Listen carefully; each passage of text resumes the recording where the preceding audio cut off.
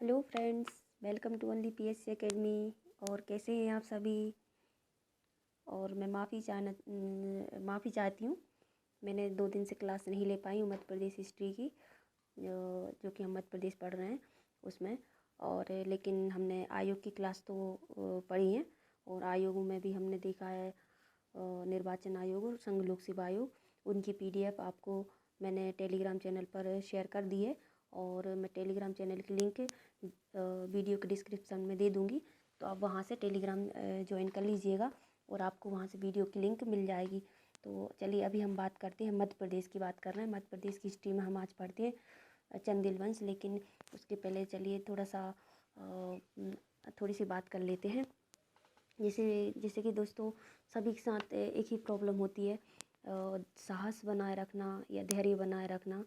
बहुत मुश्किल काम रहता है इंसान का। सबसे मुश्किल काम देखेंगे आप, हर इंसान को जल्दी पड़ी है धैर्य बनाए रखना। और हम जो परीक्षा की तैयारी कर रहे हैं, जिसके लिए तैयारी कर रहे हैं, उसके लिए धैर्य बनाए रखना बहुत ही ज़्यादा ज़रूरी है। क्योंकि धैर्य के बिना कुछ मतलब संभव सा ही नहीं है। और आप देखेंगे हमारी पेपर की डेट टू डेट बढ़ती ही जा रही है। डेट क्या है, एक तो डेट आ ही नहीं रही है कि कब पेपर होगा। तो इस स्थिति में धैर्य को बनाए रखना और भी ज़्यादा ज़रूरी पड़ जाता है। क्योंकि बहुत से लोगों के साथ सॉरी, पारिवारिक प्रॉब्लम बहुत ज़्यादा रहती हैं, या फिर लोगों की जैसे कि चाहे आस पड़ोस वाले हों, या देखेंगे आप रिश्तेदारों या कोई भी हो, ताने मारने से कोई नहीं चुकता है। मैं भी एक प्रॉब्लम्स भी फेस कर चुकी हूँ। तो सभी के साथ यही प्रॉब्लम रहती है, कब कब तक पढ़ोगे, कितना पढ़ोगे। लेकिन उनको समझाना बड़ा मुश्किल होता है कि हम तो पढ़ ही रहे हैं, लेकिन कभी किस्मत साथ नहीं देती है, कभी सरकार साथ नहीं देती है। तो यही हो रहा है हमारे साथ भी। पता नहीं किस्मत ख़राब चल रही है या क्या हो रहा है, पेपर ही नहीं हो रहा है। 2020 का पेपर आपने देखा 2021 में हुआ, और 2021 का पेपर का तो अभी तक पता नहीं है कि कब होगा। इस साल तो पॉसिबल नहीं है, नेक्स्ट ईयर ही होगा। तो लेकिन पेपर जब भी हो, हमें धैर्य नहीं खोना। अगर हम इस फील्ड में आए हैं तो हमने एक निश्चय, दृढ़ निश्चय करके ही आए हैं कि हमको सफलता पाकर ही निकलेंगे, हमने अगर ये फील्ड चुनी है। क्योंकि पीएससी की फील्ड है ही ऐसी, अगर आपका प्री एग्ज़ाम निकल भी जाता है तब भी आपको पूरा 1 साल देना पड़ता है। समथिंग 1 साल आपको देना ही रहता है पूरी इसकी प्रोसेस को कंप्लीट करने में। तो इसमें धैर्य बनाने की बहुत ही ज़्यादा आवश्यकता रहती है।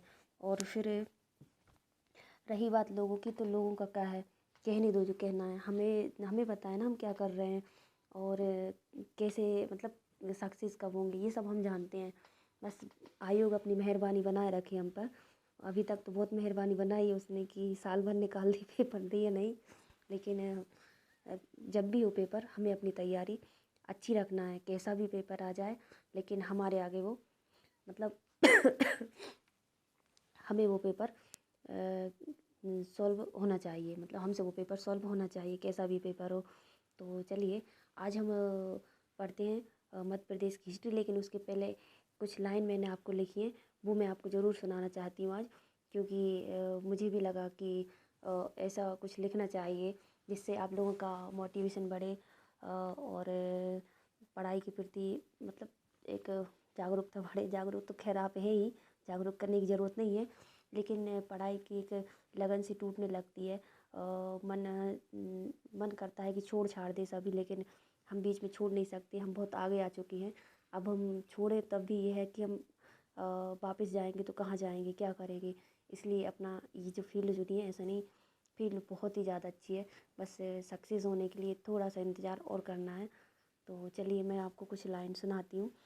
कठिनाइयों को तू पार कर, हर मुश्किल घड़ी से तकरार कर। कठिनाइयों को तू पार कर, हर मुश्किल घड़ी से टकरार कर। जीत होगी तेरी भी बंदे, जीत होगी तेरी भी ए बंदे। तू बैठ ना यूं ही हार कर, तू बैठ ना यूं ही हार कर। हमारे साथ कैसी भी परेशानी आ रही हो, कैसी भी मुश्किलें आ रही हो, हमें बस अपना धैर्य बनाए रखना है और अपनी मेहनत को निरंतर करते रहना है। मतलब अपनी तैयारी में निरंतरता रखना है, पढ़ाई में निरंतरता बनाए रखना है। तो चलिए अब हम पढ़ते हैं चंदेल वंश के बारे में। मध्य प्रदेश का चंदेल वंश, बातें तो हो गई हैं, अब हम देखते हैं मध्य प्रदेश के चंदेल वंश के बारे में। तो एक मिनट रुकिएगा।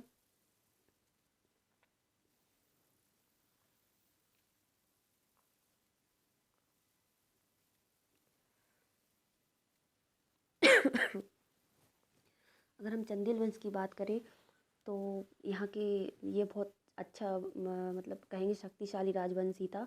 बहुत समय तक इसने राज भी किया। जैसे जैसे देखेंगे 9वीं सदी से 1330 ईस्वी तक इसने राज किया मध्य प्रदेश में।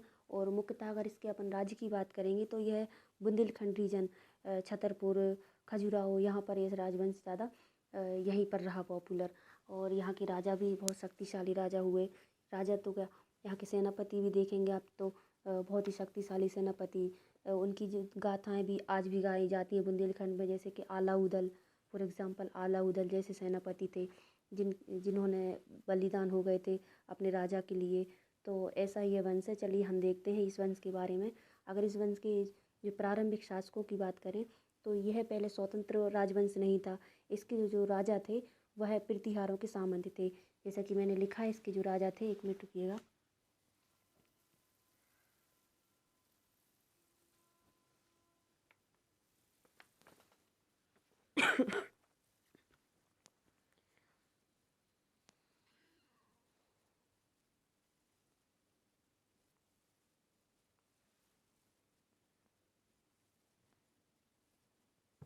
जैसे ये देखा है, इसके जो राजा थे वो प्रतिहारों के सामंत थे। वे स्वयं को चंद्र देवता थे। चंद्र देवता एवं काशी गहरवार नरेश राजपुरोहित की जो पुत्री थी हेमवती, उनकी संतान अपने आप को मानते थे। फिर कुछ लोक मान्यताओं के अनुसार इनका निवास स्थान छतरपुर ज़िले में मनियागढ़ है छतरपुर ज़िले में, वहाँ पर इनका निवास स्थान मानते हैं। किंतु जो पुराने अभिलेख हैं जिनको बोलते हैं पुरालेखों में इस राजवंश की प्राचीन राजधानी खरजुरवाहक थी। क्या थी? खरजुरवाहक। एक मिनट रुकिएगा।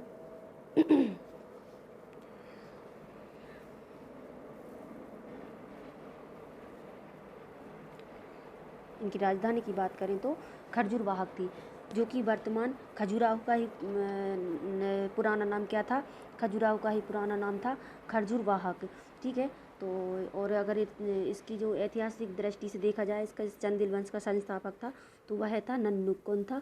नन्नुक। संस्थापक की बात करें तो नन्नुक था, जिसने 9वीं शताब्दी के आरंभ में कन्नौज के प्रतिहारों के सामंत के रूप में खजुराहो के समीप जो क्षेत्र थे वहाँ पर शासन किया था। तो नन्नुक ने इसकी स्थापना की थी, लेकिन किसके सामंत के रूप में की थी? प्रतिहार के सामंत के रूप में। ठीक है।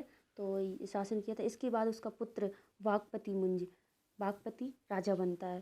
तो वाकपति अपनी सैन्य क्षमता और जो बुद्धिमत्ता के लिए प्रसिद्ध था, मतलब यह बहुत शक्तिशाली राजा था। इसने अपनी सैन्य क्षमता के आधार पर क्षेत्र विस्तार भी किया था और बुद्धि से भी काम लेता था। ऐसा नहीं कि कुछ भी ना सोचे समझे कोई भी निर्णय ले। इसलिए राजा अच्छा शक्तिशाली राजा के रूप में जाना जाता है। फिर देखें, जिसने अपना जो राज्य क्षेत्र था विंध्य पर्वत तक विस्तृत किया था। विंध्य पर्वत तक इसने राज्य क्षेत्र अपना विस्तृत किया। उसके बाद देखें, विंध्य पर्वत को उसका आनंद धाम कहा जाता है। किसका कहा जाता है? वाकपति का आनंद धाम कहा जाता है। और वाकपति के पुत्र की बात करें तो इसका पुत्र था जयशक्ति, या फिर जिसका नाम जेजाज था। जयशक्ति या जेजाज था।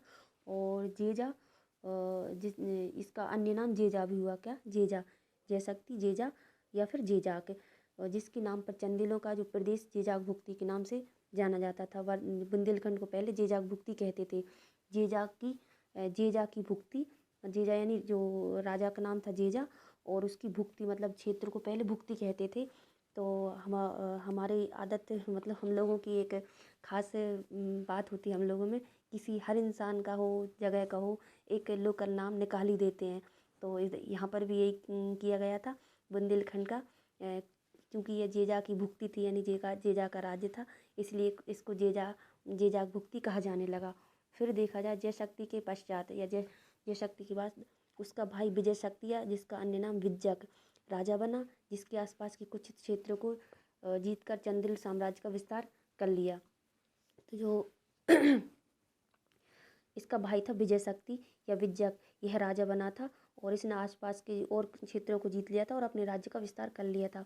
उसके बाद उसका पुत्र राहिल, इसका जो विजय शक्ति था, इसका पुत्र राहिल गद्दी पर बैठा, जिसने महोबा को जीत लिया। और राहिल के बाद उसका पुत्र फिर हर्षदेव बना। हर्षदेव खजुराहो का शासक बना था, जिसने 900 से 925 ईस्वी तक शासन किया था। 900 में राजा बना था और 25 ईस्वी तक 925 ईस्वी तक इसने शासन किया था। और जो हर्षदेव की अगर बात करें तो यह एक शक्तिशाली राजवंश, जब यह चंदेल वंश का राजा बना था तो यह बहुत शक्तिशाली राजा था। और इसी के समय चंदेल वंश की बात एक शक्तिशाली राजवंश के रूप में की जाने लगी थी। फिर देखा जाए तो 925 ईस्वी में हर्षदेव का पुत्र यशोवर्मन या लक्ष्मण वर्मन, इसके दो नाम थे, यशोवर्मन या फिर लक्ष्मण वर्मन, यह सिंहासन पर बैठा था। फिर खजुराहो के कुछ शिलालेखों से यशोवर्मन की हिमालय से लेकर मालवा तक और कश्मीर से बंगाल तक विस्तृत विजय अभियानों की चर्चा की गई है। कुछ शिलालेखों से इसकी जो चर्चा की गई है, मतलब प्रशंसा की गई है विजय अभियानों की। इसने अपना राज्य यहाँ यहाँ तक विस्तार किया था। और इनमें कहा गया है, जो पुरालेख हैं इसमें कहा गया है, इसने गोंड, कोशल, कश्मीर, मिथिला, चेदी और गुर्जर प्रदेशों एवं कालिंजर किले पर भी विजय का वर्णन किया गया है। तो ये था उसके पुत्र के बारे में। अब देखा जाए जो खजुराहो का एक चतुर्भुज मंदिर है, खजुराहो में चतुर्भुज मंदिर है, उसके बारे में बात करें तो एक देवपाल से यशोवर्मन को विष्णु की प्रतिमा प्राप्त हुई थी। राजा एक देवपाल था, उसे यशोवर्मन को यहीं का राजा था यशोवर्मन, उसको एक विष्णु की प्रतिमा प्राप्त हुई थी, जो देवपाल के पिता को कांगड़ा नरेश शाही से प्राप्त हुई थी। कांगड़ा के नरेश थे, राजा थे नरेश, उन्हें शाही से प्राप्त हुई थी। शाही ने यह मूर्ति भोज या तिब्बत के राजा से प्राप्त की थी। इस मूर्ति के बारे में इतिहास बताया गया कि शाही ने किसी और से प्राप्त की, शाही ने फिर किसी और को दी, और फिर इस प्रकार से लास्ट में वो यशोवर्मन के पास आ गई थी। तो यशोवर्मन में खजुराहो में भव्य मंदिर का निर्माण कराया, और जिसका नाम चतुर्भुज मंदिर था, वहीं पर इनकी मूर्ति स्थापित की थी। फिर यशोवर्मन का पुत्र धंग होता है। यशोवर्मन के पुत्र का नाम था धंग, जो कि उसका उत्तराधिकारी बनता है। और यह कब बनता है? 954 में। कब बनता है? 954 में। और यह रहता है 1002 ईस्वी तक। चंदेल वंश का सर्वाधिक प्रतापी राजा था यही धंग। चंदेल वंश का सबसे शक्तिशाली प्रतापी राजा की बात करें तो राजा धंग ही था। उसने अपने पिता से प्राप्त राज्य का और अधिक विस्तार किया। यशोवर्मन से उसने जो राज्य प्राप्त किया था, उसने उस राज्य का और भी ज़्यादा विस्तार किया, और उसने प्रतिहार राजाओं की अधीनता से मुक्ति प्राप्त कर ली थी। अगर प्रश्न बनता है प्रतिहार नरेशों से चंदेल वंश के किस राजा ने मुक्ति प्राप्त की, तो वह कौन था? राजा धंग। कौन सा था? राजा धंग, जिसने प्रतिहार राजाओं से मुक्ति प्राप्त कर ली थी। और उसने मुक्ति प्राप्त करके पूर्वी राज्य पर अपना अधिकार कर लिया था। उसने पाल शासकों के अधीन बनारस पर अधिकार कर लिया। फिर पाल शासकों के अधीन इसने बनारस पर एक अपना अधिकार कर लिया था। और फिर बात करें तो आंध्र, कुंतल, कौशल के राजाओं से भी इसने युद्ध किया था। फिर 954 ईस्वी के जो खजुराहो शिलालेख हैं, 954 ईस्वी में खजुराहो शिलालेख लिखे गए, उसने कालिंजर से मालवा नदी, जो मालव नदी जो कि वर्तमान बेतवा है, बेतवा का ही प्राचीन नाम क्या था? मालव नदी तक। मालव नदी से कालिंदी किसका नाम था? यमुना का पुराना नाम था कालिंदी नदी से चेदी राज्य की सीमाओं और गोपाद्री पर्वत तक साम्राज्य विस्तार किया था। ठीक है, तो ये कौन था? राजा धंग। फिर राजा धंग ने ही सुबुक्तवीन जो विदेशी शासक था, उसका आक्रमण हुआ था भारत में, तो उसके विरुद्ध जयपाल को, भारत का राजा था जयपाल, उसको इसने सहायता भेजी थी। धंग ने 100 वर्ष से अधिक आयु के बाद इसने, ये 100 वर्ष से अधिक आयु हो गई थी, लेकिन इसकी मृत्यु नहीं हुई थी, तो इसने फिर स्वेच्छा से गंगा यमुना के संगम में समाधि ले ली थी और अपने प्राण त्याग दिए थे। फिर धंग ने ललित कलाओं, अगर इसकी और बात करें, इसने कल्चर के लिए क्या किया है, तो संस्कृति और कलाओं की बात करें तो इसने धंग ने ललित कलाओं और विद्वानों को संरक्षण दिया तथा अपने शासनकाल में खजुराहो में अनेक मंदिरों का निर्माण करवाया था। धंग ने ही खजुराहो में बहुत सारे मंदिर का निर्माण कराया। और देखें तो जो विद्वान थे उनको बहुत अपने दरबार में रखा था, मतलब संरक्षण दिया था इन्हें। और फिर धंग के शासनकाल में खजुराहो के 2 श्रेष्ठ मंदिर हैं, उनका निर्माण हुआ था। जैसे कौन कौन से वो मंदिर हैं, एक पार्श्वनाथ और दूसरा है विश्वनाथ, पार्श्वनाथ एंड विश्वनाथ।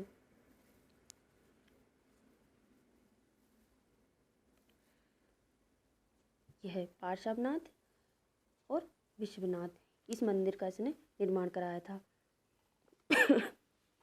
फिर देखें, फिर राजा धंग के बाद राजा गंड चंदेल वंश का सुयोग्य उत्तराधिकारी बनता है। मतलब एक योग्य शासक था, सुयोग्य शासक था राजा गंड। यह शासक बनता है 1002 से 1019 तक, 1019 तक यह शासन करता है। गंड ने आनंदपाल शाही को महमूद गजनबी के विरुद्ध सहायता दी थी। जो आनंदपाल राजा था उसने महमूद गजनबी के विरुद्ध इसको सहायता प्रदान की थी। गंड ने अपने शासन काल के समय खजुराहो में जगदम्बी नामक वैष्णव मंदिर तथा चित्रगुप्त नामक सूर्य मंदिर का निर्माण करवाया था। तो इसने जो खजुराहो में वैष्णव मंदिर और चित्रगुप्त का जो सूर्य मंदिर है वो किसने बनवाया था, राजा गंड ने। तो अगर क्वेश्चन आता है सूर्य मंदिर किसने बनवाया था खजुराहो का, तो वो बनवाया था राजा गंड ने। और वैष्णव मंदिर का निर्माण भी राजा गंड द्वारा किया गया था। राजा गंड का ही पुत्र था विद्याधर। कौन था इसका पुत्र, विद्याधर, जो कि 1019 से 1027 ईस्वी तक शासन करता है। तो इसके समय पर चंदेलों की जो शक्ति थी बहुत ही ज़्यादा चरम उत्कर्ष पर पहुंच गई थी। विद्याधर ने कन्नौज के राजा जयपाल की हत्या उसी के सामंत अर्जुन द्वारा करवा दी थी। फिर अगर बात करें आगे चल के, इसी वजह से जो 1019 ईस्वी में महमूद ने आक्रमण कर दिया और कालेंजर किले को घेर लिया था। फिर विद्याधर ने लेकिन अब विद्याधर क्या है, एक कूटनीतिज्ञ, कुशल कूटनीतिज्ञ था। तो इसने अपनी कूटनीति से महमूद गजनवी, जो महमूद था शासक, महमूद से इसने संधि कर ली। और महमूद गजनवी ने विद्याधर को, फिर देखें, जो महमूद गजनवी ने संधि के तहत विद्याधर को 15 किले पुरस्कार में दिए तथा कुछ संपत्ति लेकर वह अपने राज्य वापस चला गया था। फिर विद्याधर ने खजुराहो के कंदरीय महादेव मंदिर का निर्माण कराया। जो खजुराहो का फेमस कंदरीय महादेव मंदिर है, अगर उसकी बात की जाए तो वह किसने बनवाया था, वह राजा विद्याधर ने ही बनवाया था। फिर उसके बाद विजय पालेम देववर्मन सत्ता पर आसीन हुए। किसके बाद, विद्याधर के बाद। कलचुरी नरेश थे लक्ष्मीकर्ण। हमने जब कलचुरी वंश पढ़ा था तो उसमें हमने लक्ष्मीकर्ण के बारे में पढ़ा था, जिसका अन्य नाम था कर्णदेव। लक्ष्मीकर्ण का ही अन्य नाम कर्णदेव था, जो कि बहुत ही शक्तिशाली राजा था। तो लक्ष्मीकर्ण ने जो देववर्मन था उसको पराजित किया था, परंतु देववर्मन के बाद कीर्तिवर्मन जो चंदेल राजा बना था, इसने लक्ष्मीकर्ण पर विजय प्राप्त कर ली थी।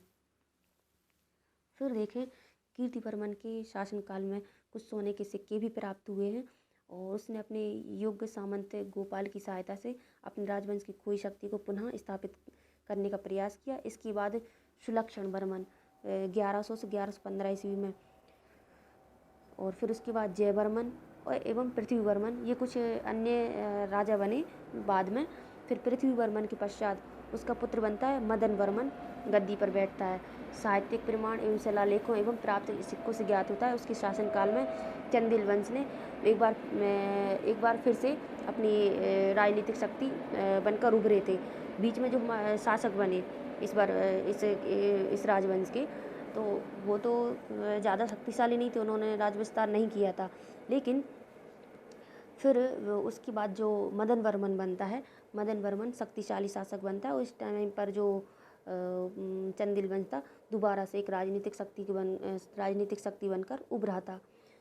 इसने क्या किया था, मालवा के विदिशा के समीप चंदेलों के पुनः आधिपत्य की पुष्टि विदिशा अभिलेख है वहाँ से प्राप्त होती है।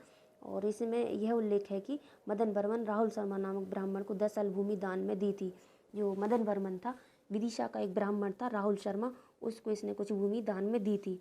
फिर इसने रीवा, एक तेउथर तहसील है जो कि रीवा जिले में ही आती है, कि एक पनवार ग्राम में मदन वर्मन द्वारा चांदी के सिक्के जारी किए गए थे, जहाँ से 48 सिक्के प्राप्त हुए हैं, जिनसे पता चलता है उसके शासनकाल में कैमूर पर्वत श्रेणी उत्तर तक बघेलखंड पर चंदेलों का अधिकार था।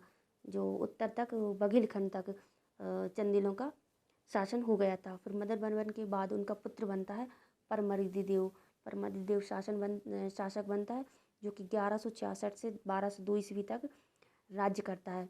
परमरिदेव था 16 वर्षों के तक, अर्थात 1182 ईस्वी तक शांतिपूर्ण शासन किया इसने। 16 वर्ष तक इसने शांतिपूर्ण अपना शासन चलाया। 1182 ईस्वी में जो दिल्ली के चौहान शासक था पृथ्वीराज चौहान, चौहान शासक हैं पृथ्वीराज चौहान। इनके बारे में तो खैर आप जानते ही होंगे। इन्होंने क्या किया, जीजाग भुक्ती पर आक्रमण कर दिया था, यानी बुंदेलखंड। जीजाग भुक्ती क्या था, बुंदेलखंड, इस पर इन्होंने आक्रमण कर दिया था। और परमर्दी देव के ही थे जो आलाउदल की गाथा गाई जाती है, मैंने शुरू में इनकी चर्चा की थी। तो यह जो ये दोनों सेनापति परमर्दी देव के ही थे। इन्होंने बहुत वीरता दिखाई थी इस युद्ध में और अपने शौर्य का प्रदर्शन किया, लेकिन यह पृथ्वीराज चौहान से हार गए थे। और 1191 ईस्वी में जब पृथ्वीराज मोहम्मद गौरी से युद्ध में व्यस्त थे, कब थे, 1191 में मोहम्मद गौरी के साथ पृथ्वीराज चौहान का युद्ध हुआ था। तब परमर्दी देव ने इसे बात का फ़ायदा उठाया और जो भी इसने अपने प्रदेश खोए थे वो उन पर पुनः इसने अधिकार कर लिया था। यही होता था, मौके का फ़ायदा उठाना चाहिए। और इन्होंने भी मौके पर चौका मारा, यही कहावत है ना, मौके पर चौका मारना, वही इन्होंने किया। ठीक है, तो फिर देखें इसके बाद 1202 ईस्वी में कुतुबुद्दीन ऐबक ने शमसुद्दीन अल्तमश एवं साहिब किरानी के साथ, इसके दो सेनापति थे, शमसुद्दीन अल्तमश और साहिब किरानी, इसके साथ मिलकर कालिंजर पर आक्रमण किया। तब परमर्दी देव ने इसकी अधीनता स्वीकार कर ली थी। परमर्दी देव ने अधीनता स्वीकार कर ली। और तो क्या हुआ कि कुतुबुद्दीन ऐबक के सामने परमर्दी देव का जो कायरतापूर्ण व्यवहार था उससे इसके मंत्री रुष्ट हो गए थे। क्योंकि देखा जाए तो सेनापति इतने बलवान निकले या फिर शक्तिशाली निकले कि उन्होंने किसी का अधीनता स्वीकार नहीं किया। अपने आप को अपनी बलि देना, मतलब अपने आप को मरना ज़्यादा विजय प्राप्त करना, उसमें मतलब मरना ज़्यादा सही समझा इन लोगों ने, लेकिन इसने उसकी अधीनता स्वीकार कर ली थी। तो फिर जो उसके मंत्रियों ने, जो परमर्दी देव के मंत्री थे, उन्होंने इसकी हत्या कर दी। और फिर परमर्दी देव का पुत्र था त्रिलोक्यवर्मन, और वह राजा बनता है। और फिर उसके बाद वह कालिंजर सहित अपना पूरा साम्राज्य वापस ले लेता है मुस्लिमों पर आक्रमण करके। फिर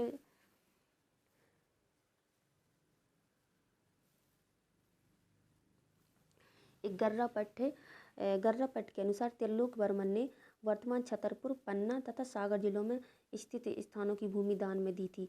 ये कुछ साक्ष्य मिली है जिसमें कहा गया कि इसने कुछ भूमि दान दी थी। फिर वीरसेन के अजयगढ़ शिलालेख तथा तबकाते नासरी से भी इसकी पुष्टि होती है। तो माना, क्योंकि दो साक्ष्य मिल रहे हैं इन चीज़ों के, तो इसकी पुष्टि होती है कि ये बात सही है। फिर रीवा के घुरेटी पट्ट के अनुसार त्रिलोकवर्मन ने कलचुरियों को पराजित किया था। तो जो कलचुरी राजवंश था उसके राजा थे, उनको भी त्रिलोकवर्मन ने पराजित किया था। फिर 1212 ईस्वी के आसपास रीवा के समीप स्थित क्षेत्रों पर इसने अधिकार कर लिया था। फिर इसका पुत्र बनता है वीरवर्मन, इसका उत्तराधिकारी बनता है। वीरवर्मन बनता है इसका उत्तराधिकारी।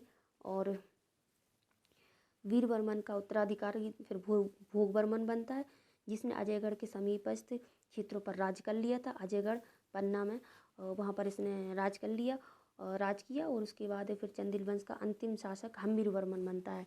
अंतिम शासक की बात करें तो यह हम्मीरवर्मन बनता है, जो कि 1288 से 1330 ईस्वी तक था। फिर देखा जाए चरखारी शिलालेख है, हम्मीरवर्मन से ही संबंधित है चरखारी शिलालेख, जिसमें चरखारी शिलालेख में हम्मीरवर्मन को कालिंजराधिपति कहा गया है। अजयगढ़ के सती शिलालेख में उसे शासक कहा गया है। अजयगढ़ का जो सती शिलालेख प्राप्त हुआ उसमें इसको शासक बताया गया है कि यह शासक था यहाँ का। और 13वीं शताब्दी के अंत में अलाउद्दीन खिलजी ने इस वंश को समाप्त कर दिया, यानी कि अलाउद्दीन खिलजी ने यहाँ पर आक्रमण कर दिया था 13वीं शताब्दी में। और फिर यहाँ से दिल्ली सल्तनत या मुस्लिम सल्तनत की शुरुआत हो जाती है। तो यहाँ से फिर मध्य प्रदेश में मुस्लिम सल्तनत देखने को मिलती है। लेकिन कुछ छोटे छोटे राजवंश और हैं, उनके बारे में और हम देखेंगे। जैसे कि एक है राष्ट्रकूट वंश। राष्ट्रकूट वंश की बात करें, हम छोटे छोटे राजवंश पढ़ लें पहले, फिर हम यहाँ से मध्यकालीन मध्य प्रदेश पढ़ना स्टार्ट करेंगे। नहीं, दिल्ली सल्तनत हम यहाँ से स्टार्ट कर देंगे पढ़ना।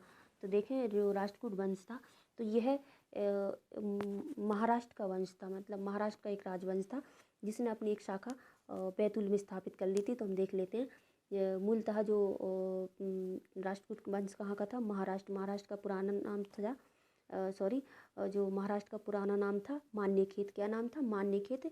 इसने वहाँ पर यह राष्ट्रकूट वंश स्थापित हुआ था। वहीं की एक शाखा ने 9वीं शताब्दी में या 9वीं सदी में बैतूल में अपना शासन स्थापित किया था।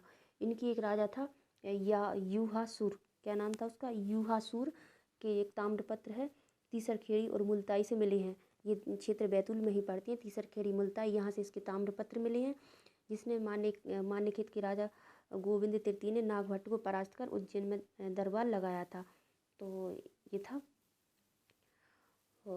अब बाकी का हम देखेंगे कल की क्लास में पढ़ेंगे। अभी हमने चंदेल वंश के बारे में देखा और राष्ट्रकूट वंश के बारे में देखा, फिर देखें हम गुर्जर प्रतिहार वंश, एंड देन उसके बाद फिर देखेंगे मालवा के परमार वंश। तो ये बहुत इम्पोर्टेंट है, मालवा के परमार वंश भी और गुर्जर प्रतिहार वंश भी। तो वैसे भी मध्य प्रदेश की जितनी भी हिस्ट्री है वहाँ से क्वेश्चन ज़रूर आते हैं हर साल, और कल्चर से भी बहुत क्वेश्चन आते हैं, तो हम सारी चीज़ें कवर करेंगे। तो आप भी अच्छे से पढ़ाई करते जाइएगा, और ये जो नोट्स हैं मैं टेलीग्राम चैनल पर शेयर कर दूँगी, और इसके टेलीग्राम की लिंक मैं डिस्क्रिप्शन में दे दूँगी, आप वहाँ से नोट्स PDF प्राप्त कर सकते हैं। चलिए फिर मिलते हैं नेक्स्ट वीडियो में, तब तक आप रिवीजन करती रहिएगा एंड ख्याल रखिएगा अपना। Thank you.